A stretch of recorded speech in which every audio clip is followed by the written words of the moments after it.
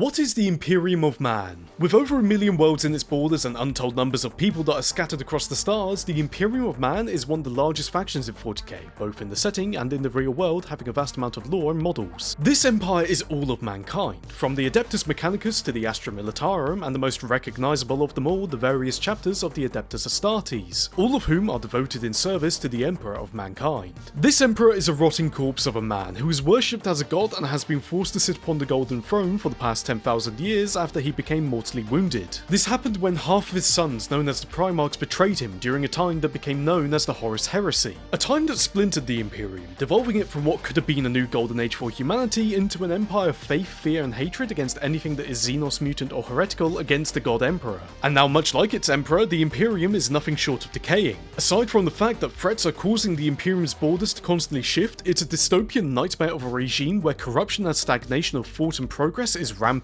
Religious zealotry is causing ignorance against all that exists, ironically something that the now God Emperor tried to remove from society. But yet, it is this faith in the God Emperor that is holding the stitches of the Imperium together, something that Rebute Gilliman, one of the loyalist Primarchs, has unfortunately awoken to and now has to contend with. However, in more recent developments, another loyalist son has returned, the Primarch of the Dark Angels, Lionel Johnson. Whilst the meetup between these two sons is still yet to happen, it's certainly going to change the Imperium, and whether that's good or bad remains to be seen. But as more threats keep rising against the Imperium, like the Orcs, Necrons and the Forces of Chaos, this return might just be what the Imperium needs to ensure it survives.